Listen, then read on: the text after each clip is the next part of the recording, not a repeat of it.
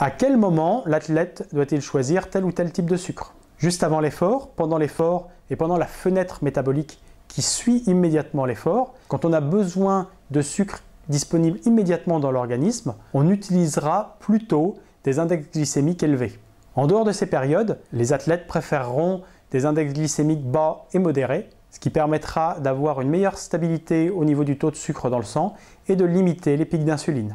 En effet, lors d'une augmentation soudaine du taux de sucre dans le sang, le pancréas sécrète une hormone, l'insuline, dont le rôle est de baisser la glycémie, le taux de sucre dans le sang, en stockant les sucres en excès, d'abord sous forme de glycogène si les réserves ne sont pas pleines, et ensuite en réserve adipeuse. Le fait de privilégier des index glycémiques bas permet de limiter le stockage des glucides en excès sous forme de cellules graisseuses, un meilleur sentiment de satiété, un meilleur contrôle du poids et un meilleur contrôle de l'humeur.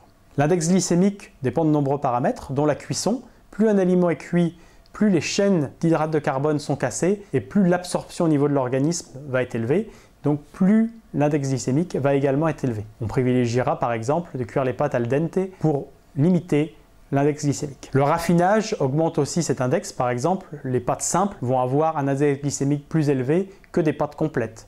On pourra prendre l'exemple aussi du pain blanc qui a un index glycémique de 95, alors que du pain complet aura un index glycémique aux alentours de 60. On évitera tout ce qui est gâteau, céréales raffinées, etc.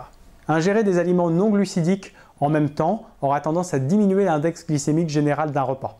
On évitera donc de prendre des aliments à index glycémique élevé seuls. Le degré de maturité des fruits auront également un impact. Prenons l'exemple de la banane. Une banane peu mûre aura un IG aux alentours de 50, alors qu'une banane mûre aura un IG aux alentours de 65. Donc par exemple, on privilégiera la banane plutôt mûre pendant l'effort et une banane peu mûre qu'on pourra utiliser en encas.